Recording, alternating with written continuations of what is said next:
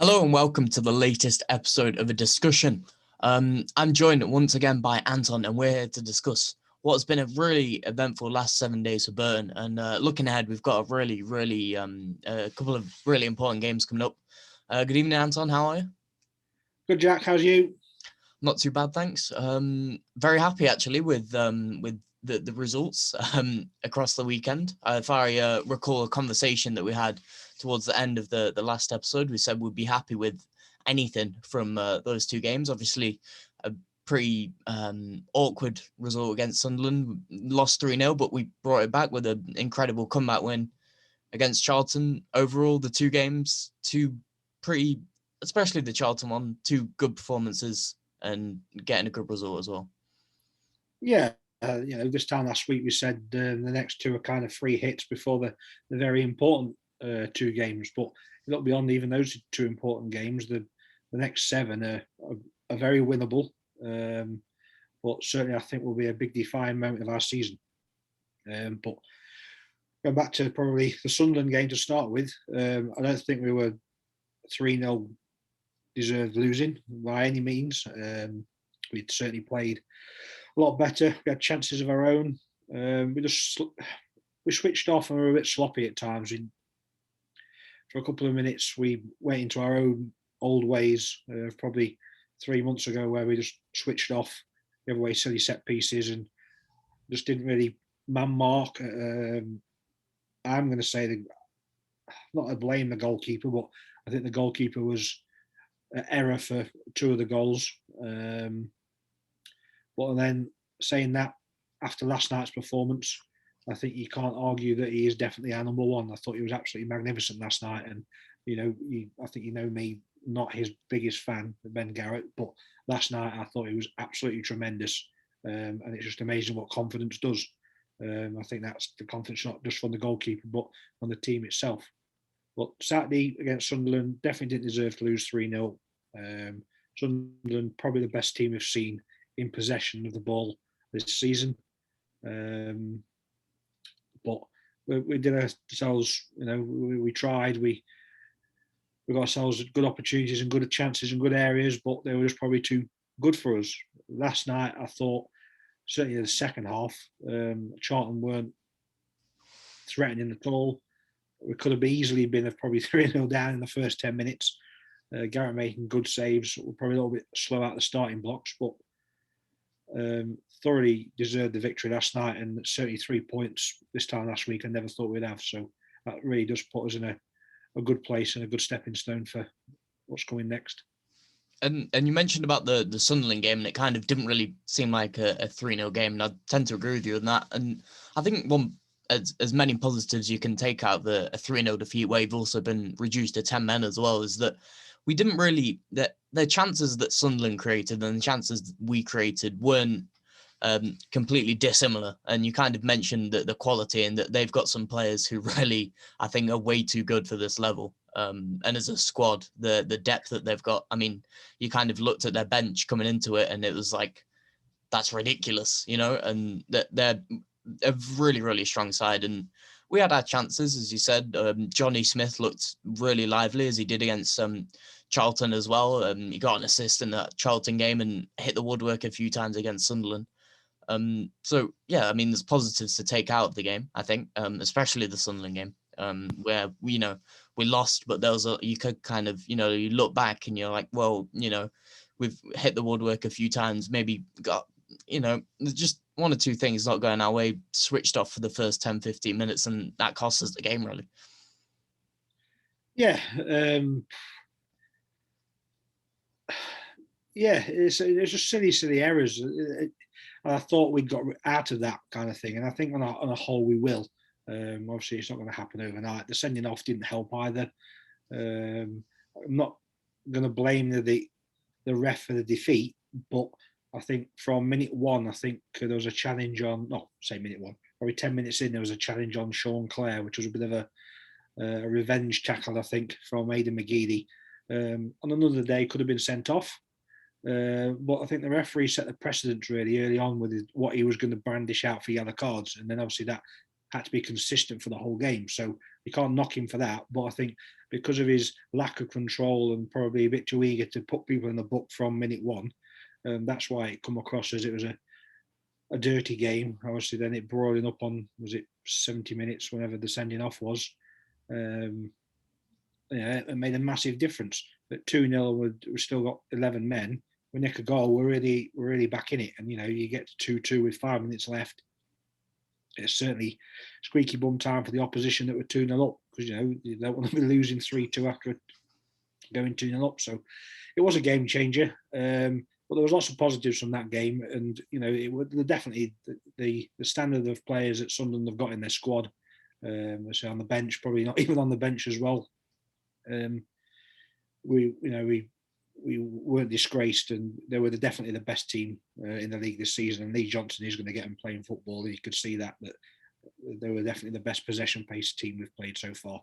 We expect them to probably be a bit more direct, but obviously they've got good players that can play on the ball, and that's how Lee Johnson's setting them up now. So, and I thought one thing that, and this kind of credit goes to Lee Johnson, I think, was the way that Sunderland set up. I think kind of caught everyone by surprise, including our own fans. And you could argue that it kind of caught us off guard. Setting up in what I think kind of turned out to be a 3-4-3, which is quite a kind of, it's a very abstract system. It's very wing heavy, and maybe some smart tactical decisions in there, and it kind of caught us out in those first 15 minutes where they were all over us. But after that, we kind of we matched them formation wise, and albeit even when we were down to 10 men, we didn't really we were kind of man to man, and they didn't really look, dare I say, too dangerous from that point onwards. So yeah, it's disappointing, but you have to, I think, give them credit where it's due, and obviously the quality of player that they've got there as well is, another big factor. Yeah, certainly Saturday. You actually look at it, and when we were with 11 men and we were defending with 4 at the back, our 4 in defence are actually very narrow. They actually pretty much defend the 18-yard box, and that makes us almost defend as a 6, because our wingers become wing backs almost. It makes us defend as a back 6, but the actual defence, they're probably defending the 18-yard box, in fairness. So Sunderland did counteract that, obviously, with the formation, and it was 3-4-3 with the 2 wide men up top of the 3 becoming kind of like outside wingers or inside forwards, however you want to call them in the old-fashioned days, with then the 2 midfielders also pushing on.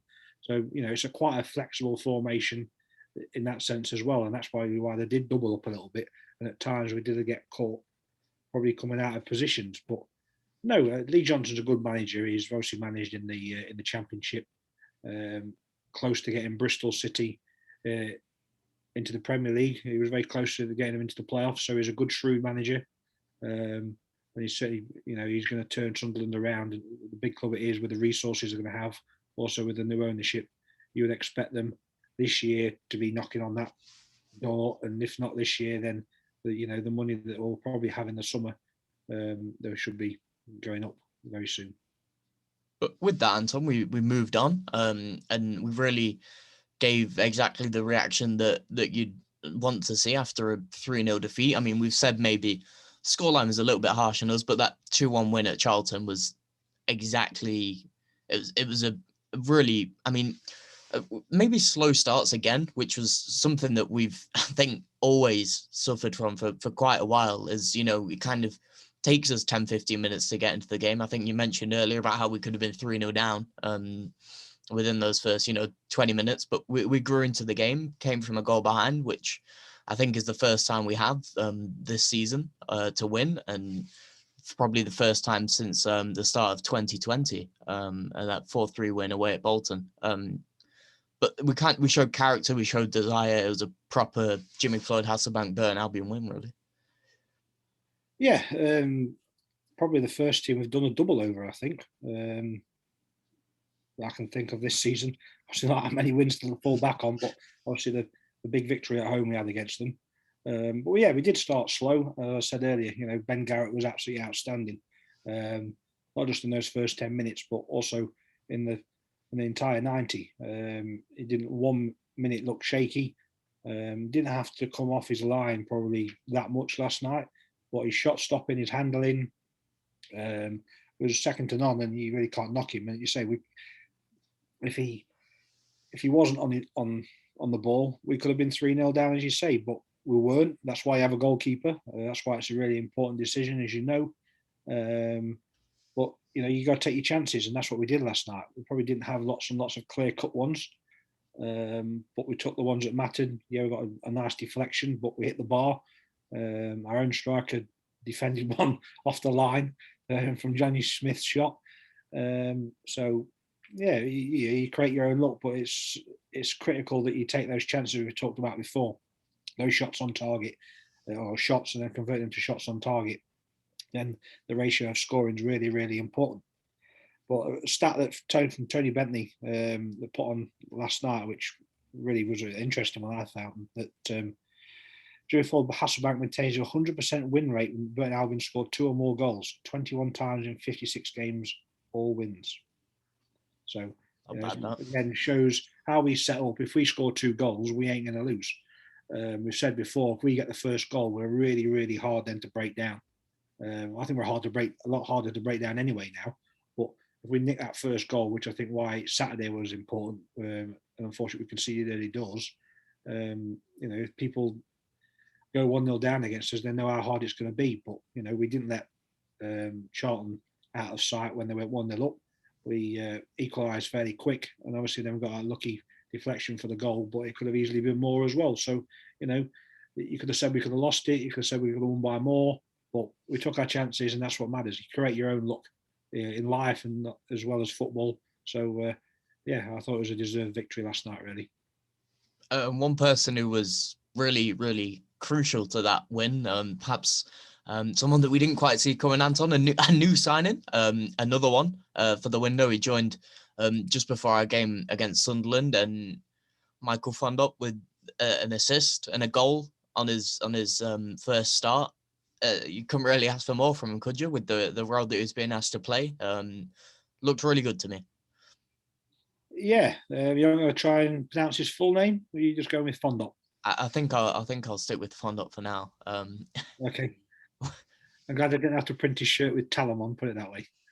Poor old Dan in the office would have been upset with that. But no, we've put one out of non-league. Again, on paper, he doesn't look like the most glamorous of signings. But, Jimmy's an ex-striker, so he knows what he's looking for. I know probably his success rate in finding strikers in his last regime wasn't great. Well, obviously, Timmy Teal and Joe Chim didn't quite work out. But after one sub-appearance and a start, getting a really crucial goal and a game away from home where we expected nothing, will do absolutely a lot for his confidence. And as Jimmy said last night in his press conference, there's lots more to come from him. So he's young, he's big, he's obviously strong, and he gives us another option. Certainly aerial as well, obviously with Hamer's long throws, lots of crosses coming into the box, lots of corners that we've seen. Which I think, credit in fairness to Jimmy and Dino, we've not mentioned this yet, but the set pieces we've worked on, there's lots of different ones that have come out, and they've all looked really threatening. So fair play in that respect. Set pieces aren't easy to work on, but we've looked really threatening from set pieces for the first time in a long, long time. But no, Fondop, bit raw probably still. I think I said to you off camera, a bit of a diamond in the rough where he probably isn't going to be the complete striker or the finished article. I mean, probably rough and raw around the edges, but plenty to work with. But I'm actually really looking forward to see how he turns out. He worked the line well. He moved into the channels well. He held the ball up well. He got other people involved. He led the line when he needed to. And most importantly, he scored a header at a crucial time to get us back into the game and obviously set up ready for that to win.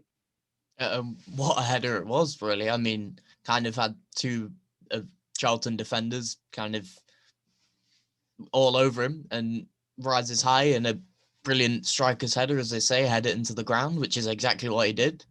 Beats the keeper. And another bit of excellent work from Johnny Smith as well. I feel like I mentioned I saw out to him. He kind of took the ball across the pitch and eventually floats in a really nice cross. And with that kind of cross and aerial threat in the box, it's always going to be dangerous for the opposition, which is exactly what it was. Yeah, if he hadn't have scored, would you have been wanting a penalty?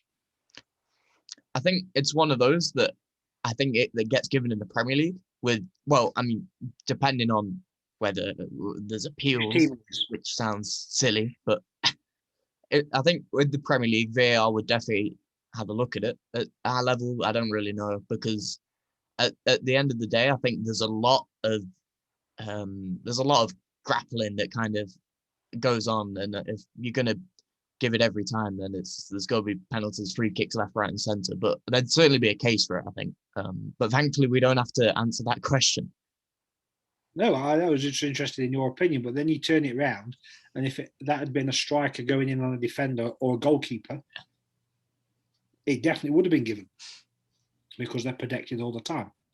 So I'm glad we never had to find out, but it would have been really interesting to see if it would have been given as a penalty because for me, it was all over. It was a definite foul. So the fact that he stood his ground and kept his composure and put the ball away, testament to him. Yeah, and Charlton lined up with those kind of three central defenders, and he proved a handful for them. And the second goal was, I mean, maybe not the most beautiful bit of football from us, but we stuck it up front. We literally sent the ball long. He's brought it down under, a lot of pressure. He's managed to play it off to Danny Rowe, who goes on what looked like a really powerful run. And like I said, a little bit of luck, a bit of a deflection, loops over the keeper, but it was a goal that I think we deserved. It would have been harsh for us to maybe not get another second goal at some point. We got it, and we, as you mentioned, we came close just before that as well. But Danny Rowe, Anton, it looked like a really good player. I think maybe he came on a bit prematurely. I don't really think he would have been expecting to come on so soon through, the injury to Kieran Wallace, which, saw us change our shape a bit, but he kind of really turned the game around for me. And when he came on, we were kind of just at the end of that rough start to the game and put us on the front foot. Good runner, looked good. Hit the crossbar as well. Good striker of the ball. I mean, I'm running out of kind of things to say. It looks like a really, really good player so far. Yeah, definitely. That substitution, I think, it sounds awful, but it was kind of a blessing in disguise. I'm a big fan of Kieran Wallace, plays with his heart on his sleeve. You know what you're going to get with him. There's no frills. He's 100% effort. Obviously, he's been out for a few weeks. I don't think it was before he got injured. It was probably his best performance. He looked very rusty and probably lacked match fitness as well. But he gave away the ball in crucial positions quite a lot. So obviously him going off injured obviously made us rejuggle a little bit and kind of change our shape. Obviously that led to Edwards and Clam to drop that a little bit deeper to make out protection. But obviously that gave Danny Rowe a chance to come on and play in that number 10 role as such, just behind Fondop, or Mike, we'll call him. But no, he looked direct again with Johnny Smith. You got Johnny Smith, you got Lucas Aikins, and you've got Danny Rowe playing in those three advanced roles. All of them want the ball at the feet and running at people, which is always, if you've got three people like that, it can be hurting. It can really, really be hurting, and it can pierce open your defences no end. So yeah, he looks a really good option. Obviously, another one that's been out of the game with a bad injury, and we've kind of gambled on. But in that, I think it was 38 minutes, somewhere around that. So 45, 50, 60 minutes that he played, including injury time. I actually think he put a good shift in. He worked well. Again, we had to change our shape, but it shows that we're dynamic and we can do that and flexible. But no, yeah, I think it was a bit harsh that his deflected shot has gone down as an own goal. But that one right near the end as well, hit the crossbar. I think he probably deserved to have that as a goal. And of course, he put us 3-1 up, and that scoreline wouldn't have not flattered us. But no, he looks full of running. He looks like he's there to prove a point. And Jimmy's been clever. He's signed these players on short-term contracts, whether that being because obviously we don't know how we were going to respond result-wise and obviously what league we're going to be in, or it's kind of a dangling of a carrot there going, look, you've got 6 months or less than 6 months to prove yourself. If you keep Burton Albion in this league, you will be rewarded if you perform. There's quite a few that he signed like that. It's a big dangling a carrot. So they're not just working for themselves; they're working for the club, obviously, in their futures. Yeah, and either way, whichever way around that is, it's a pretty smart transfer strategy. But yeah, overall, really, I think a complete performance as well. And you mentioned a few minutes ago about how when Burton Albion go a goal ahead or 2 goals ahead, they really don't look like losing the game under Jimmy Floyd, and that's exactly what we did. We kind of saw it against Northampton a few weeks back, where we were a goal ahead with 10, 15 minutes left, and we created the best chance late on, or the best chances. And we did exactly the same in that Charlton game. I think, for those last 50 minutes of the game, Charlton, they never actually looked like scoring. And, we had that chance with Danny Rowe. I mean, whether it's much of a chance or not, but he's hit the crossbar from a really good effort, really smart technique on it. And like you said, I think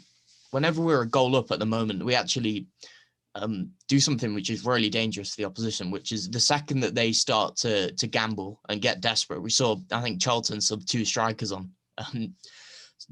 pretty immediately after we went ahead, and they got a bit desperate. They got a bit too direct, tried to force it a bit much, and we made the most of that. And we almost punished them. We punished Northampton when they did it as well. And one of the things that we look really dangerous at the moment is actually just kind of picking a team off when they get a bit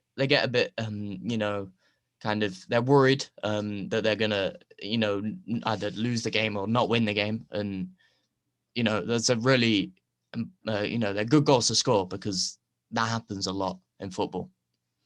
Yeah, I think it's tactically like a game of chess. Everyone the first time when Jimmy was here was saying how good the football was that we played, and you look back and there was a lot of 1-0s in there. There was a lot of tight games. So the football we actually play isn't, we'll call it entertaining.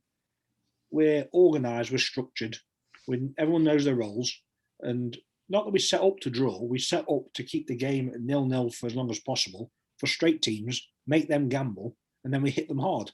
And we've got players now that can hit people. We've got pace in the team, we've got directness, with obviously Danny Rowe, Johnny Smith, Lucas Aikins, Kane Hemmings when he's fit. And you've also got in the backup in that midfield with Clare and Edwards with that energy.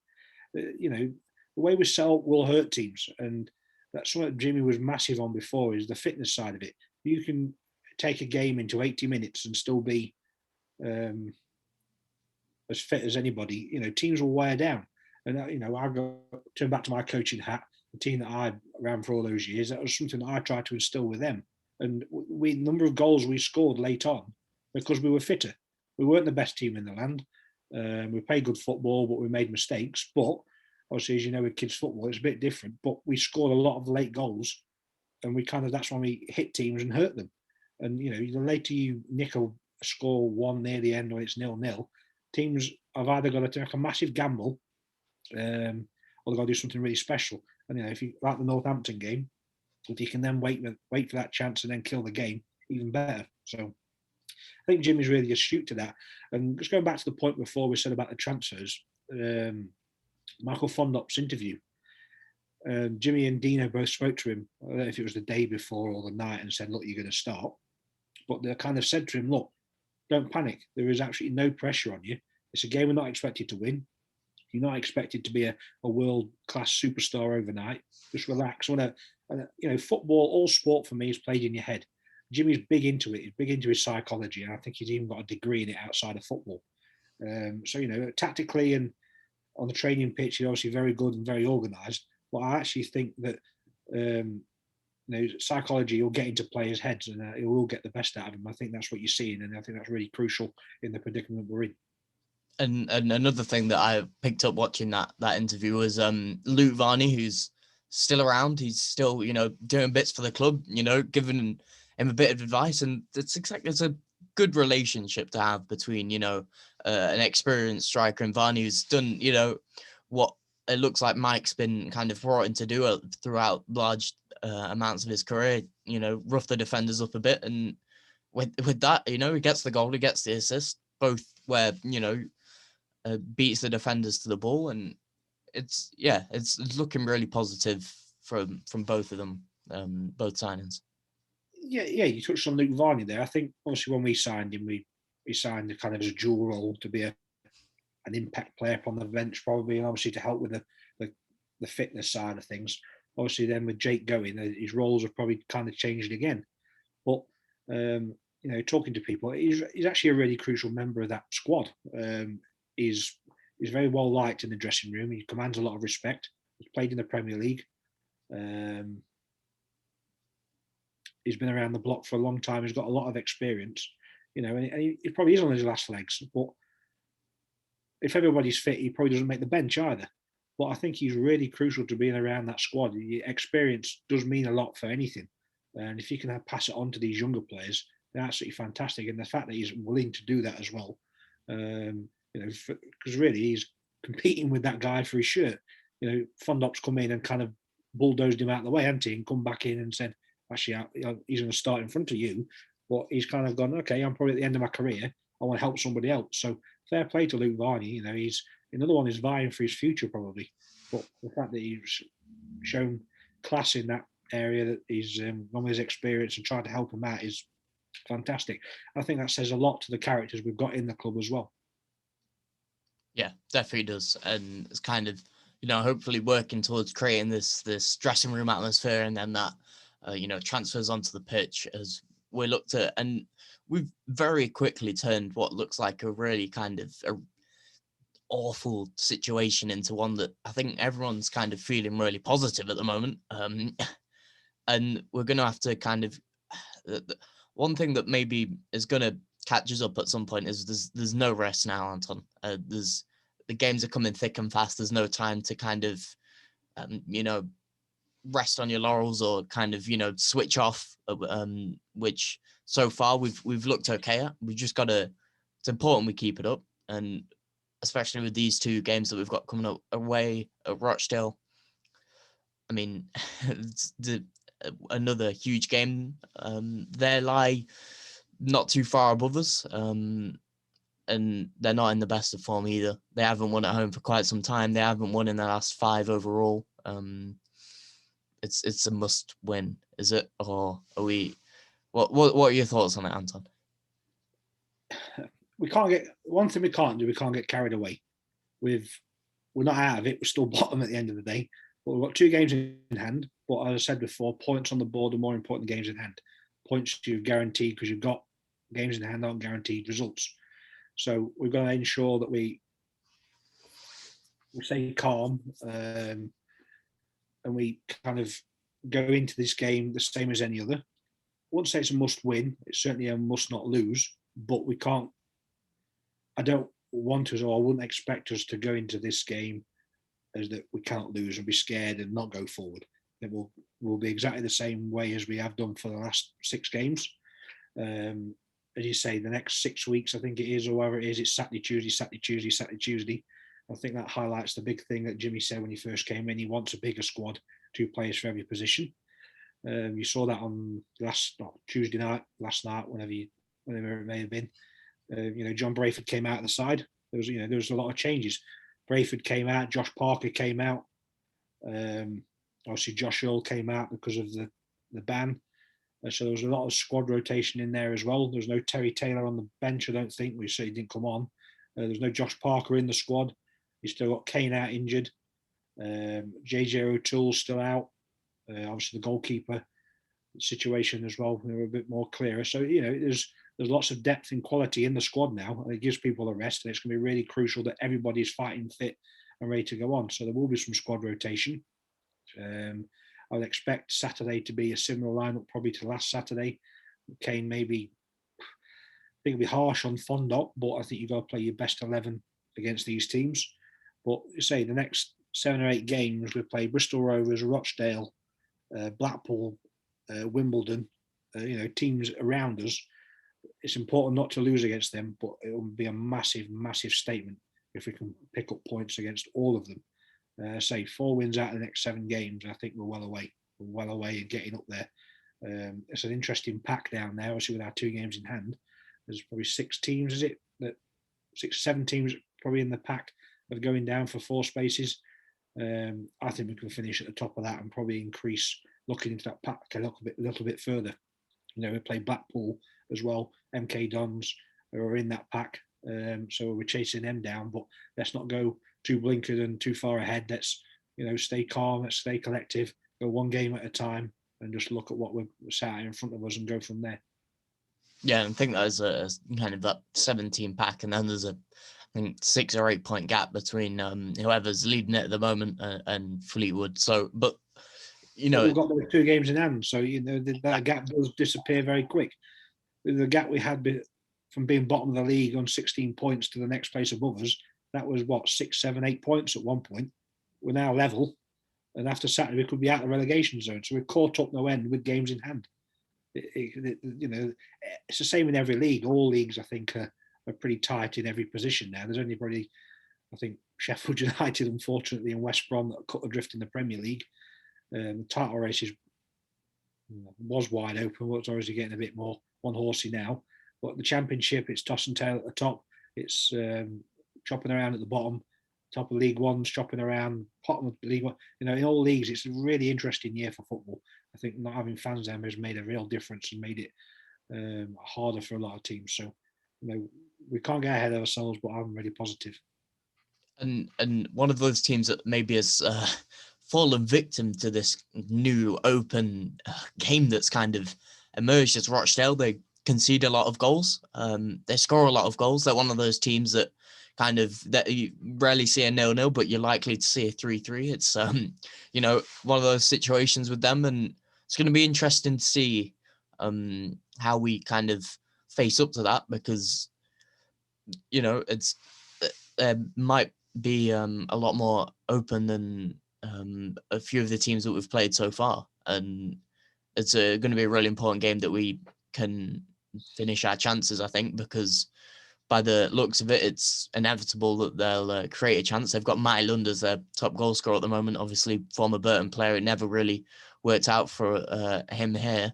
He's on 12 goals. I think a few of them might be from the penalty spot, but it's a good total. And like I said, they obviously create a lot. We need to pick off their where they'll lose out defensively, I think, and it'll be it's almost a game that almost, I think, coming into it almost perfectly suits how we play, because they're gonna by the looks of it, they're gonna look to push men forward, and we're in the perfect position to pick them off on the counter attack, as we did against Charlton, as we did against Hull, as we did against Northampton later on. It looks I'm feeling positive. Yeah, you say it will probably suit us. Any team that wants to come and play open football against Burton Albion at the minute, I'd say bring it on. We're organised, we're compact, and we'll hit you on the break. When you've made that one choice to probably commit that one more extra player, we know then what that trigger is, and we hit them hard. As I said before, we've got players now in the squad that will hurt. Will hurt you pretty quickly. So it should suit our game. I'd like to say we'll keep it tight and go for a 1 or 2-0 win, but every time I've said that, when you look at last Saturday, I said it, and we conceded a really sloppy early goal. But obviously, some of them have got to probably step up in quality to Rochdale. So, but no, I think you're right. It also will suit us.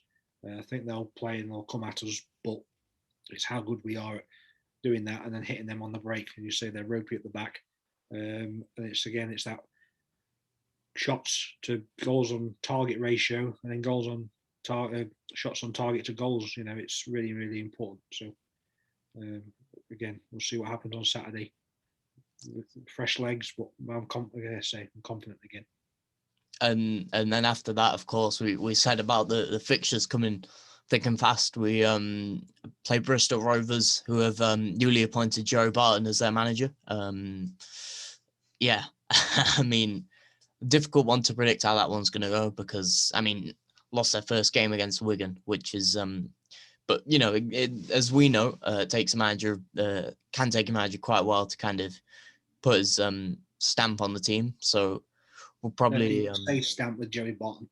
I'll give him any ideas. But Yeah, that's also going to be arguably even more important than Rochdale. Bristol Rovers currently sit in the relegation zone when we're filming this, at least. See how they get on Saturday, and hope that we can kind of, either pile on the misery or catch them while they're complacent. Yeah, it's a really weird one. I don't understand why clubs waited for 3 weeks after the transfer window to then go, it ain't working. Because the new manager can come in and give a bit of belief and a bit of a fresh breath of fresh air, but you're still going to work with the same players, and it's hard to get that out of the same players. Jimmy came in at a good time, really. He was able to re-transform the squad completely. Bristol Rovers have changed their manager twice already this season. They've seen the transfer window go through, so Joey Barton can't do any business of bringing anyone in or out. So they're a team that obviously have changed it once because it's not worked, changed it again because it hasn't worked. Where do they go from there? Their belief levels will be pretty low. So Joey Barton can't ship people out to get fresh faces in. So it's going to be an incredibly hard job for him. And, you look at the teams down there, they're probably the one that I would, if I was a Bristol fan, I'd be fearful of them dropping like flies. But, they're a big city, and obviously they're a two-club city, but they're another big club. And you don't, just for being a big club, you don't justify where you are in the league. So it's going to be really tough for them. Not having fans in is probably doesn't suit them. They probably, they've got a good following really when we've been there in the past, home and away. So, there's not getting, the fans aren't getting behind them or on the backs when they're losing to give them that little bit of a G up. With Joey Barton, I think you all know what you're going to get. He's going to tell you, he's going to kick you up the arse if you're not doing your job. Obviously, he's got Clint Hill and his other guy as assistant who's worked with at Fleetwood. They're going to play direct football with a little bit of passing. You would expect them to be aggressive, in your face, but we've shown we can battle and can compete against that. I don't wish Bristol Rovers, any bad, or I don't wish them to go down. But I'm not a Joe Barton fan, so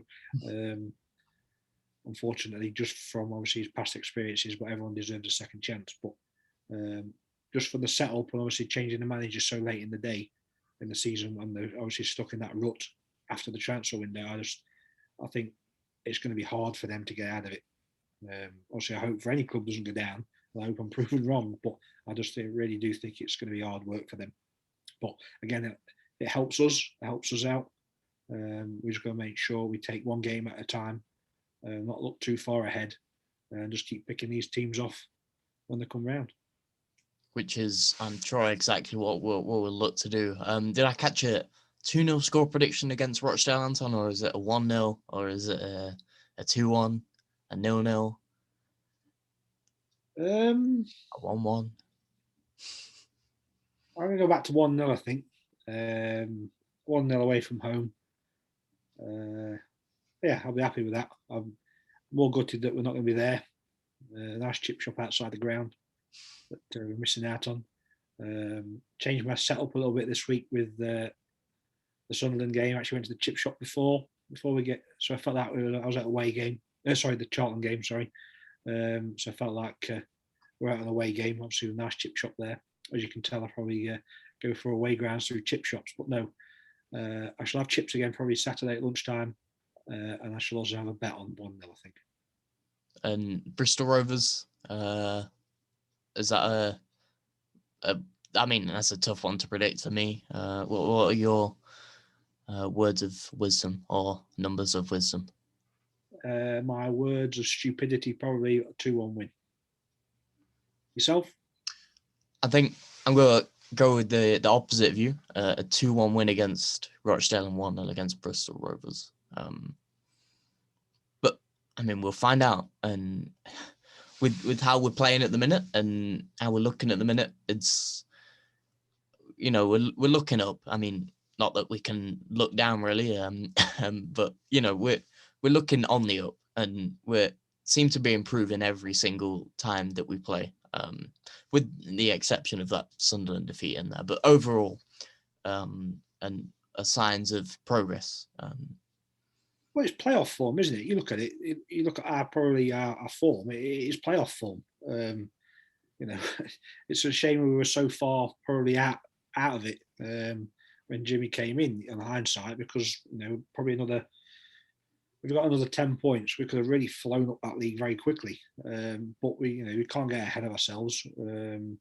Let's get out of the situation we're in first, and then worry about after that. But I'm actually quite excited by what could be achieved once hopefully when we've sorted out the relegation scare, which is obviously number one on the tick list to sort out. Whether it be once we've done that, whether it be this season, how far we can go up, or even next season, how we build. I'm actually really excited. Obviously, we've brought in players on longer term contracts as well as the shorter terms, with a hindsight of view of obviously, excuse me, of rebuilding. Obviously, Hamer, Tony Taylor on 2.5-year contracts, on top of obviously the players that we've already got in there. So it's a good rebuilding job in a short space of time. Question back for you for a change, I guess. What do you think with what we've got at the minute? If we were saying starting the season of a fresh, for example, where do you think we would be? And look back at it now, what do you think can be achievable with the players we've got? I think the strength of our squad at the moment is it's a really strong squad. And look at some of the players that we've brought in as well. I'd like to think that if say we're, as you said, we're starting the season today, I'd like to think that we'd be comfortably mid-table, possibly putting pressure on the playoff places, really. And that kind of, the kind of upper mid-table region. But for now, as you said, we've got to kind of take it a game at a time. We'll see how these next few games pan out, the big ones, and maybe then we come back in a few weeks' time and we're comfortable, or maybe we're still down there and we've got to keep on grinding. It's difficult to predict for me. And the one thing that does slightly worry me at the moment is that I feel like even with our squad depth, 1 or 2 injuries could maybe just kind of, I think Edwards and Claire are 2 players that we really have to kind of protect, because for me, they've been 2 incredible performers so far under Jimmy, the 2 kind of standouts since he's come in. So if we can keep them fit, then I don't see why we can't keep on winning. Yeah, I fully agree with you. Those 2 in there are the most crucial out of it. But, as you say, there's a long way to go and the games are coming quick and fast. And I think it will be topsy-turvy all the way to the end of the season. But, in the space of a week, when you're playing 2 games in 7 days, the league table can look totally different. We could win the next 2 and then lose the next 4, but the teams below us win the next 3, and that when we're still in the dog. We've got to make sure we do one step at a time and just concentrate going forward. But it's just interesting to see what someone else's kind of opinion is of where we could be. Jimmy's took this job on as kind of a double-edged sword, really, because everyone expected us to go down, and that would be it. And he's have a relegation on his CV. His last 2 jobs he's failed at, and for him then to have a relegation on his CV would be a massive, massive thing. So for him, it's a really crucial stage in his career if he wants to push on as a manager to make this work. So, the more time I think about it, it's a really clever appointment by Ben, I think, because Jimmy hasn't had the best record since he's left, but he's got a lot to prove still, and I think there is a very good manager in there. And I think as well, I feel like even if Jimmy simply does gives us a good shot at staying up, you'd hope that teams would kind of, whenever we do end up without Jimmy Floyd Hasselbank as our manager, if he's looking elsewhere, people would look at that and go, well, I mean, he's taken this team that I think maybe hopeless is a bit too far, but we looked relegated, Anton, really. I think that 5-1 game against Oxford, which, was obviously when Jimmy was in the stands, and everyone kind of looked at that game and went, well, that's, burning down League 2 for football for next season. And since then, there's been this resurgence, this comeback. And if we can keep it up, which I hope we do, and I think we will, with how we're playing at the moment, if we can keep it up, there's no reason why we can't stay up. And if we go down, we can say that we've given it a good shot, and we've beaten Hull, we've beaten Charlton, which are 2, really top teams, and we've definitely we're not going to go down without fighting. No, and we've also shaped it, I think, cleverly, that if we did go down, we've got enough players in the building to make a good stab of going straight back up. If we stop up, we've got a good base to kind of push on from there as well. So, no, it's really a clever appointment. And, when Jimmy took on, I don't think there'll be many people that were that stupid to think that we weren't in trouble and it was going to be hard work. You joke about it, and regardless of what you said, I've said all along that we would get out of it. Whether it have been the same now if we hadn't changed, nobody knows. But probably sounds harsh, but probably not. This new lease of life that he's brought in with the transfers, with his mentality, with the togetherness that now seems to be there. We're back on the upward trend. So I still further believe that we'll get out of it and we'll be in a good position in May. Hopefully, when we're next able to go and watch a game, it'll be exciting. And I just hope that people pack it out. We've missed it for 12 months. It'll be 12 months this weekend since I last went and saw Burton Albion because I was on holiday. So there were a lot of people obviously have seen them a little bit further on than that, but it should be well over 12 months before anybody's gone back. But whatever the future holds, whether it be in League One or in League Two, I just hope that very first game, a competitive game certainly, is next to a sellout because I'm sure the players and the club have certainly missed everybody.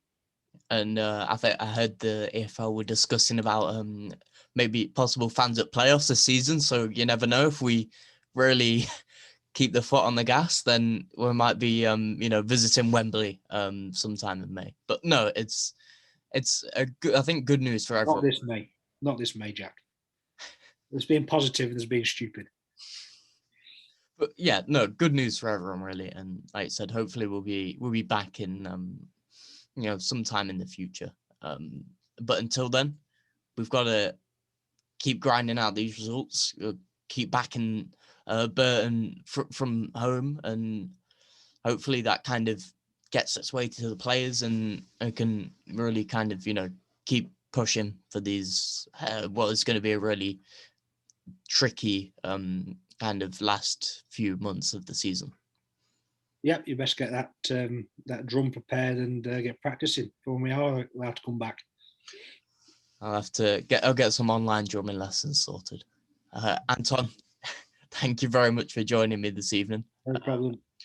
And yeah, I will catch up with you next week from celebrating, hopefully, some really big results over the weekend. Definitely. See you, folks. Stay safe. Cheers out. See you.